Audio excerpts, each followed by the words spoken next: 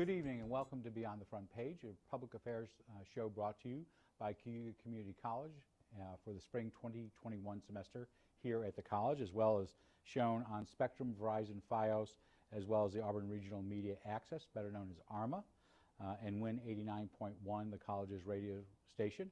I'm your host, Guy Cosentino.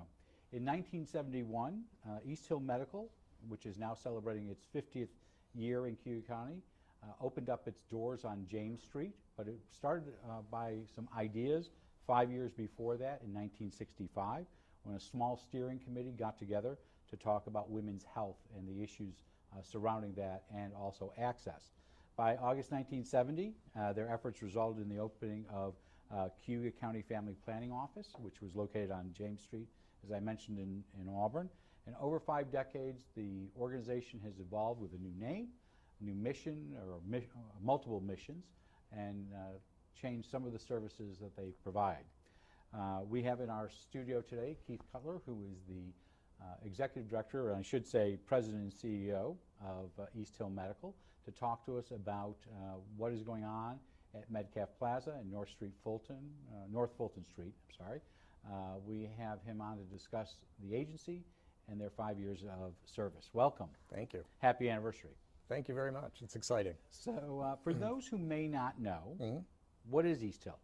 That's a really good question. It seems simple, but it's a fantastic question because it's not like anything else around the area. So we're a primary care office, we're a dental office, we're a reproductive health office, but we're a federally qualified health center, first and foremost, which is essentially a designation that the federal government gives to community-based health centers to ensure that they provide access to quality care for everyone, regardless of ability to pay.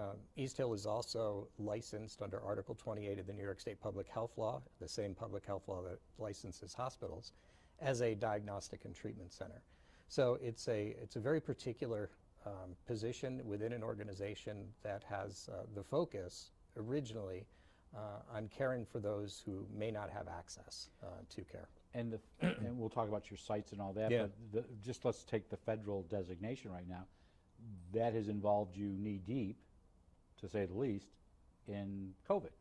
Absolutely. And dealing with that, so both from the idea of your own staff making sure they're inoculated, but also dealing with the general public.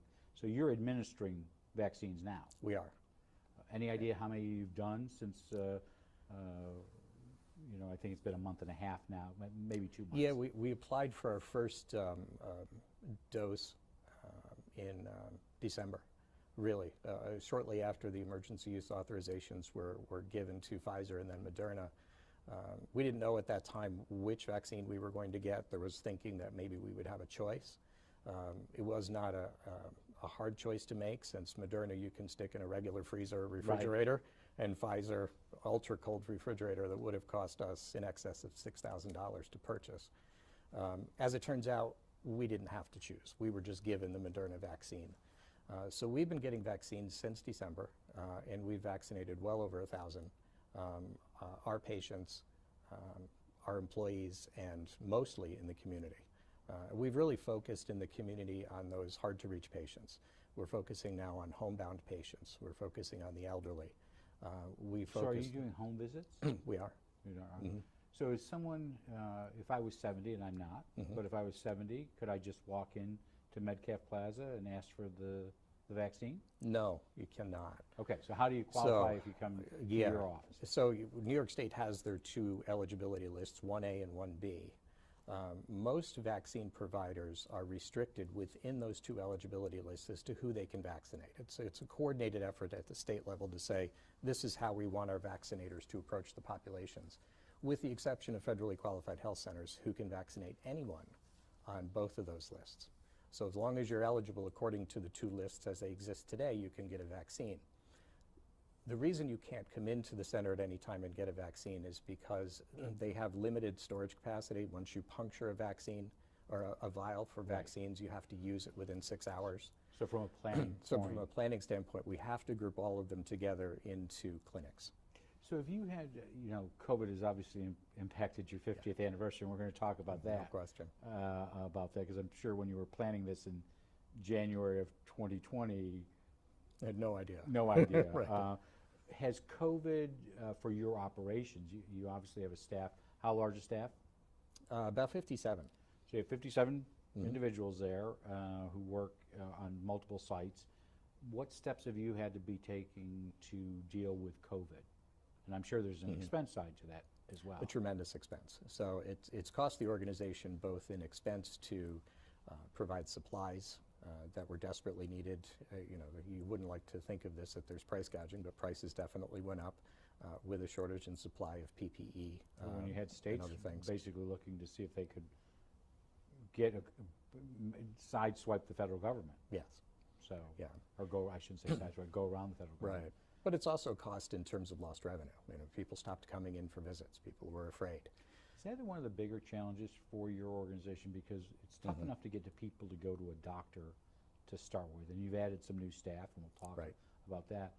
But one of the big issues that health providers seem to, if you take Dr. Fauci, who was talking about public health and, wear masks, do all the things that you need to do to stay safe. Right. There were other health providers saying, come in the door. You still need to get your blood pressure checked. Yes. You still need to do cancer screenings and all that. How big a challenge has that been for your staff? Very hard. In particular, you have the chronic disease. Diabetes is probably one of the ones that really surfaces to the top. If you're type 2 diabetic, you're not checking your blood sugars, you're not getting your hemoglobin A1C drawn every 3 months, you can run into all sorts of other problems. So we did experience that, delays in cancer diagnoses because people weren't coming in with common complaints that they had no idea, would ultimately result in a diagnosis of cancer. But an interesting one has been pediatrics. Parents have been slow to return to the office. Very early on, we converted to telemedicine, as most providers have now. We already had everything in place for telemedicine. We had the equipment, we had the policies, we had the procedures. So for us, it was more like flipping a switch. We were ready to go. And we started doing telemedicine visits weeks before anybody else got around to it. Just happened that we had prepared for that and had that in our long-term plans anyway. So that was helpful to reach some folks to do these telemedicine visits who, you didn't want coming in if they presented with certain diagnoses. Like, I think we can talk to you over a video and really assess your situation and then decide whether you should come into the office. Which is its own hump, whether they even have access to that, let alone whether they trust, why would I talk to you by video? Right, yes. For many of our patient population, particularly in the more rural areas of the county and surrounding counties, there's no computers in the home. There's a cell phone. It's a smartphone, so they can do a video visit on a smartphone, but I've heard stories anecdotally that large households shared 1 or 2 phones, and if your appointment was that day, but it wasn't your day for the phone, you missed that appointment. You missed that appointment. Others, buy minutes for their cell phone service and thought that their medical visit was not a priority to buy minutes for. So there were Candy Crush might have been, but not. Candy Crush might have been. So have you also had to take steps? So all of your staff was able to get vaccinated back in January? Yeah, we were able to vaccinate our staff fairly early on in the process, first round. And East Hill has faced this before. Jessica Souls, who works in your office, was very nice to provide some great history. I would say East Hill adapts to changing times. We do. We'll talk about dental in a little bit. But back in the 80s, you were one of those providers who tested people who thought they might have been exposed to the AIDS virus. And so is your planning, you're the president and CEO, yeah, there's day-to-day operations that you got to make sure the doors open and the computers work and the copiers plugged in and all that, so I get that. Right. How much is long-term planning and looking for the next, not necessarily opportunity for revenue, though that's a point of it, but what's the next crisis going to be? Health crisis. Right. The trick is to anticipate what that is. Now, you can't anticipate specifically what the next crisis is going to be. Certainly no one anticipated SARS-CoV-2 coming. We thought H1N1 was tough, but it pales in comparison. So you can't anticipate the specific event, but you can do certain things within the organization to prepare it to adapt and to react to these types of crises when they do come up. You know, it's adequate staffing, it's having inventory supplies on hand, especially those that, you know, don't expire. Right. You can keep those for long periods of time. Who would have ever thought N95 masks? Right, no one. Overflow, you know, we practice all the time for crises in the community. We are an overflow site. For instance, if the hospital had a shooter on site and needed to evacuate some folks from the hospital, we are one of the sites that they would bring. And that's because of your federal designation? The state designation State, yeah. as a diagnostic treatment So center. let's get into some real estate first, Yeah. and then go to other things. You have 2 sites? We do. Where are they? They are on Genesee Street in downtown at 144. So that's the old Metcalf That's Plaza. the Metcalf Plaza. And if I saw the other night, I don't know if it's finished, but you have a display going up in the old real estate office. We in the corner. do. Is it up in? It's up. It's up. You should visit it. It's So really if exciting. you go by the old Metcalf Plaza, it will always be known as the Metcalf Plaza, know. by the way. And I gave up that fight years ago. well, Senator Metcalf was just a terrifically nice man, and I think it'll always be known as that building. Yep. But if you go downstairs in what was the real estate at the corner of Genesee and Williams, Yep. you have a display there that people could drive by and walk by. We did. We do. We took an empty space, a recently emptied space that was held an insurance company that had moved out, Oh, okay. and we converted it to a 1970s era physician exam room. You know, we had conversations about, well, look up Marcus Welby and pictures from that show to find out, because there are a few. There's some that equipment don't remember in there Marcus Welby, you know? that will mostly they have to have good descriptors on there. Yes. So you have that site, and then you have what was originally moved into, and I want to say in the 80s, was the East Hill site on North Fulton Street, right. And so what operates downtown and what operates on East Hill?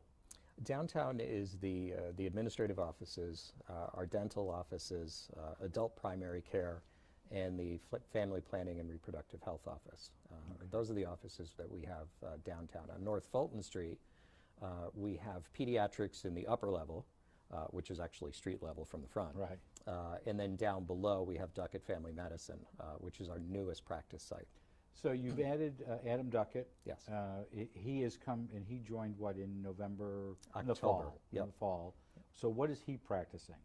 He's practicing family medicine for patients 15, 16 years of age and up. And so is that part of East Hill, or It is he is. a tenant of yours? No, it's part of East Hill. And then and I'm sorry, I apologize right from the beginning. I'm likely going to mess up her name. But you have Dr. Wanting, who just joined you part-time, correct? Yeah, Dr. Boateng came from, she was practicing in Elmira. She and her husband relocated to the Ithaca area. He has a job at Cornell or something. Right, if I right. remember. So she started practicing with us as a pediatrician in January of this year, 3 days a week, and with the intention of hopefully by the end of this year going to full-time. Do you see, I know this has been the mode of Auburn Community Hospital where they're buying practices. Is that something you're looking at as you add services? Yes, I would prefer not to acquire the practices, but we have plans to expand both in geographic reach and services that we offer. So that's part outside of the of whole Cayuga plan. County, or Potentially, yes. outside? Where are you looking? I did have quite a few conversations with a gentleman who was looking to have a 5-year retirement plan by associating, okay. instead of being an independent practitioner, associating with an organization in Onondaga County. It was actually in Liverpool. And one of the challenges that we don't think about when we walk into a doctor's office is all this behind-the-scenes stuff, with Right. billing. And doctors hate billing. They have to, yeah. It's part of the job description, I think, to Gotcha, hate okay. billing. So on an annual budget, you have 57 employees. How large is your budget annually? About $8 million. And where does most of that money come from? It comes from patient billings with insurance companies. So about 2/3 of our patients are Medicaid, and the rest is comprised of about 5% Medicare and the rest commercial insurance. So the real reason you're here is to talk about 50 years. So I do want to go Right. through some history here. It was not always East Hill Medical. No. So what came about in 1965, 1967? Not Yeah. that you were there. Right. This was probably the most fascinating thing that I've run into since I arrived at the organization in 2016. We started out by thinking about a celebration for the year in the way that a lot of organizations have these types of celebrations, perhaps a big gala, fundraising involved with it, a single event celebration. And of course, when the pandemic hit, we needed to switch gears pretty rapidly. So we converted to a virtual celebration, if you will, with the exception of the actual physical exam room from the 70s. And we wanted to dive into the history of the organization. A lot of the staff have been with the organization 10 years or less. My executive assistant is the exception. She's been with us 37 years. Okay. And we rely on her a lot for older information. She is clearly the institutional memory. No doubt. And she's terrific. But we really wanted to understand, how did this organization evolve? It's 1971. What happened? How was Cayuga Family Planning created? And to me, that's utterly fascinating. You had mentioned a group of concerned women in 1965 having conversation, getting together and saying, we see a lot of stress in households because women are having babies too close to each other. And that was the genesis of the organization, is those conversations in the mid-60s. There was a time when people were having 6, 7 children, and sometimes literally in a row. In a row. I'm not going to say almost twins, continuously pregnant. You know, we're on the verge of St. Patrick's Day, but I won't say it that way.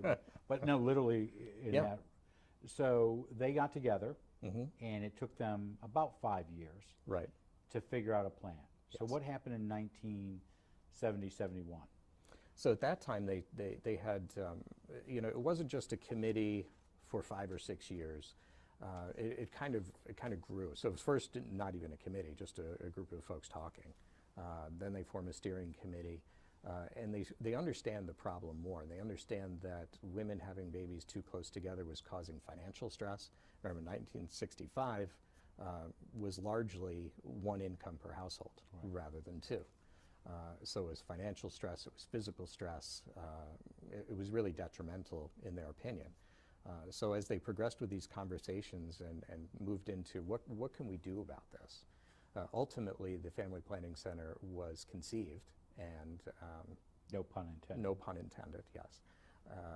And we're off to the races in terms of providing these types of services. So focusing on contraception, focusing largely and most importantly on counseling and education, really understanding what was going on in the household and working with the individuals. In some cases, the contraception issue, because I know one of the great supporters, if I remember correctly, was George Michaels, who was a deciding vote about abortion rights in New York, which led to the Supreme Court in the 1970s. But contraception was a dirty word. It absolutely was. And so this became the outlet, so to speak, for people to deal with these issues. Right. And I think that's what's most important. And what's really gratifying to me is how we've been able to keep that original mission for 50 years. So you're still doing that. So if you had a way to identify who gets those types of services, is it a broad spectrum? Is it a narrow population? Who receives those original services today? It's really a broad spectrum. Yeah, it crosses all socioeconomic classes. You really can't pinpoint, demographically or through a socioeconomic class in the community who receives those services. It's people who are interested, and it is one of those things that's not routinely provided by your primary care physician. It's that extra little thing on the side that you may feel uncomfortable talking to your primary care doctor about. He or she may not have the time or the depth of knowledge and experience. Or may see other family members that you don't want. Right. You have this worry that they're going to spill the beans. Exactly. So your original office was where? James Street? James Street, yes. And then you moved to North Fulton Street. Right. When did it change from Cayuga County Family Planning to East Hill? To East Hill in the 90s. So that the Fulton Street location was the only location at that time. And it was obviously located on East Hill, what we all refer to as the East Hill area. So they adopted that name of East Hill Family Medical. And you bought, you weren't with the agency at that time, right, but you bought the building downtown in 1996. Correct. There. And a little bit about the makeup. You're a not-for-profit. You initially weren't, which I was interested when I went to your website. Is that interesting? I was interested that you weren't initially a not-for-profit, which is interesting just from a lot of different perspectives, Right. liability and everything that goes there. But you do have a board of directors, I'm assuming? We do. How large is it? We have 10. And are they mainly local people? Are they medical professionals? Where do they cross? No, they're local, and the federal regulations that come along with being a federally qualified health center mandate that at least 50% of your board members must be patients of the organization or parents of patients. Or parents, okay. Right. So over this time period of, let's say, 1970, 1971 to today, are there services that your agency got rid of? No, it's always been adding on. Okay. Yeah. So you joined, and if you don't mind, I'd like to talk Sure. a little bit about you, because you're the face of the agency. You joined in 2016? Correct. Where'd you come from? I have spent, at that time, more than 30 years in healthcare. Worked mostly in hospitals. Did work for an insurance company for a short period of time. Escaped from that because of mergers and office closures. Gotcha. That happens a lot in that world. So, but I was always drawn to the provider side of healthcare. So what's your academic background? I had a bachelor's degree in psychology from Syracuse University. Just kind of fell into, my first job was at Benjamin Rush Psychiatric Hospital in downtown Syracuse. Professor I was working with on graduate work said, I want you to go get some real world experience. I'm going to hook you up with a job down at the psych hospital. And that was it. Never looked back. And when you came aboard, and maybe it still is, what has been your biggest priority? Biggest priority for me has always been in healthcare, and is making sure that everybody gets really outstanding care. One of the things that frustrates me in healthcare, and has for a long time, is that those who are less fortunate, those who have difficult time accessing healthcare, are often relegated to smaller, ill-funded organizations who have dilapidated offices, old office equipment, and that drives me crazy. It So doesn't matter to me. So what's the biggest challenge for you to how do you overcome that? The biggest challenge with that is A, reaching them and bringing them in. And Transportation. Transportation is a huge issue, especially in Cayuga County. where Long, rural county, tough to do that. very, very difficult to traverse, and lack of public transportation in this community really makes a big difference. So your staff wanted to celebrate 50 years. Yeah. COVID, you said, kind of knocked you for a loop back in March. It's been a year ago Been a this year. week. Mm-hmm. So what has changed in your planning? What are you doing besides the display on the first floor, and besides some of the stuff you're doing on the website? What are you doing to celebrate? What we did really is say we went along with what everybody else was doing and what we were doing with patients, and we went virtual. So a series of videos, and we're using the 1970s office as our set for videos, telling the history and the story of the organization. And it was Jessica that really coined the term 50 years of impact, and I think that's a fantastic term. It really says we've been here for a long time and we've had tremendous impact in this organization. Let us tell you about it. Get to know East Hill and how it got to the point it is today. You did bring up a point that occasionally when somebody celebrates a milestone, you do fundraisers and all that. Right. Has that been postponed, or have you canceled them outright? Not sure yet. It really gets to depend on how many people get the vaccine. Yeah, Not where we go. through you. Not through us, no. But overall. Can't reach herd immunity just through Right. East Hill. But something might change. It could. I'm by the hopeful fall. that it will change.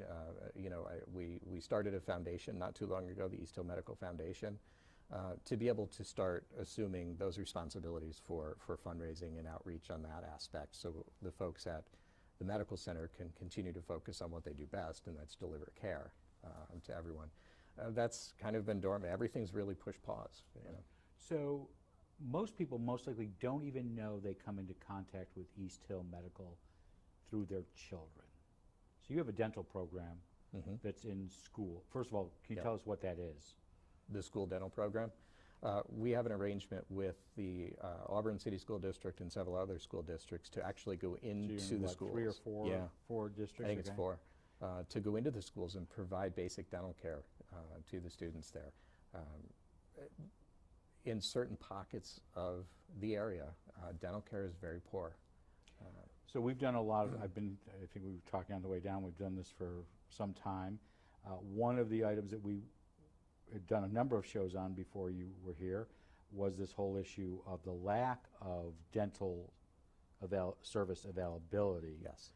In this community. And I know your agency came up, they had a charity event maybe 15 years ago, CHAIR, small ITY, where they sold chairs. I think I have at least 3 of them Oh, do somewhere you? through Good for you. our house. But in doing that, you did some public ad campaigns and public health announcements.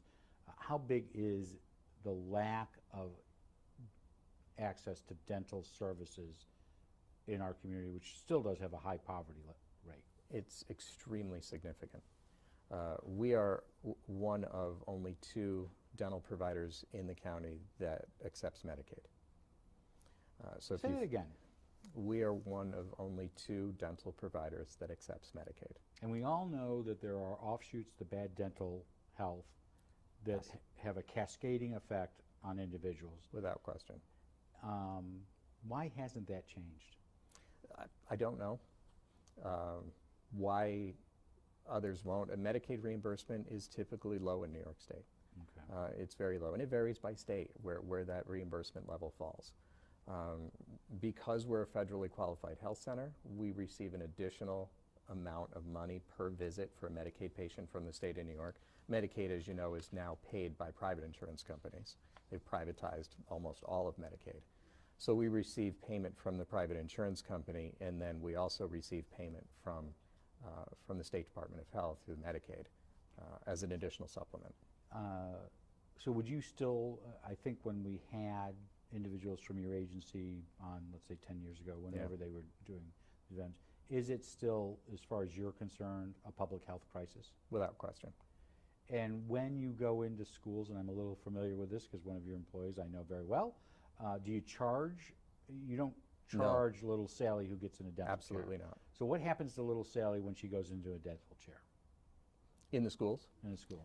We do fluoride varnishes, sealants. Sealants is a big program.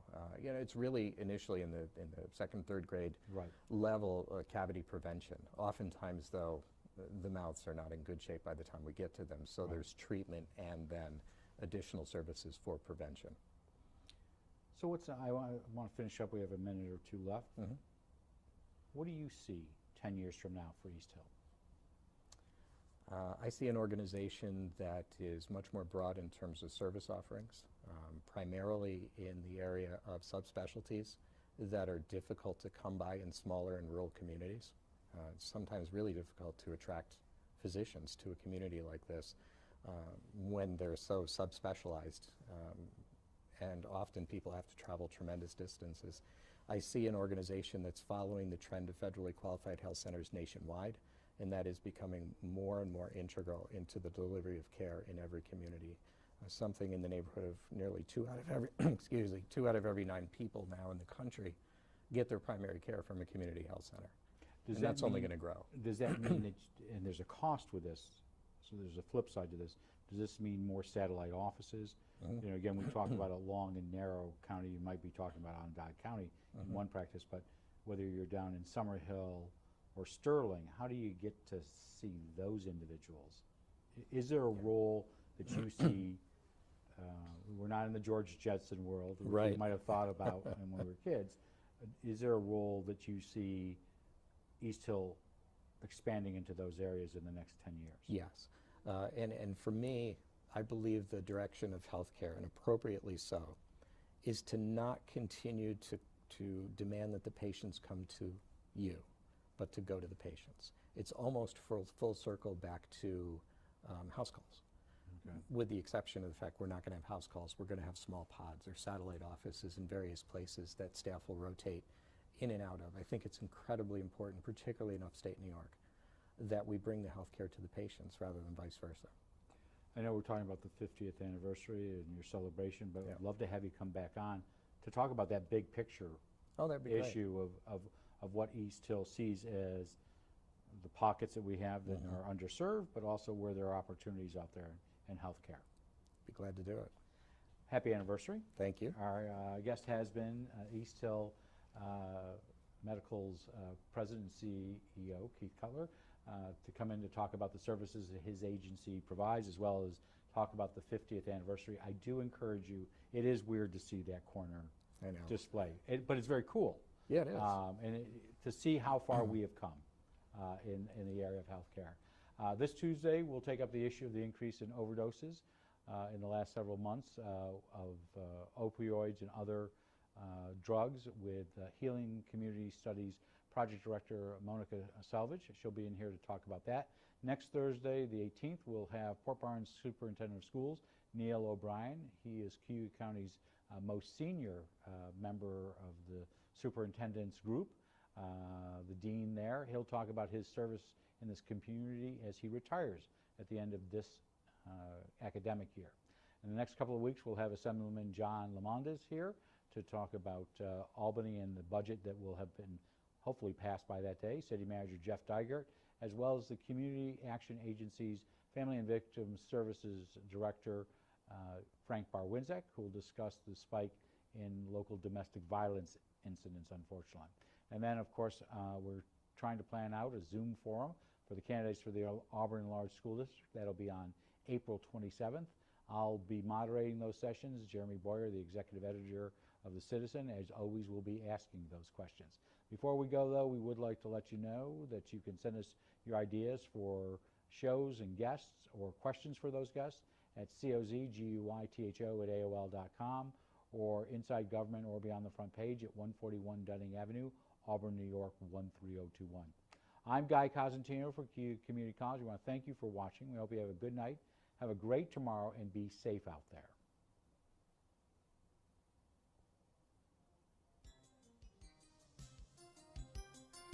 So other than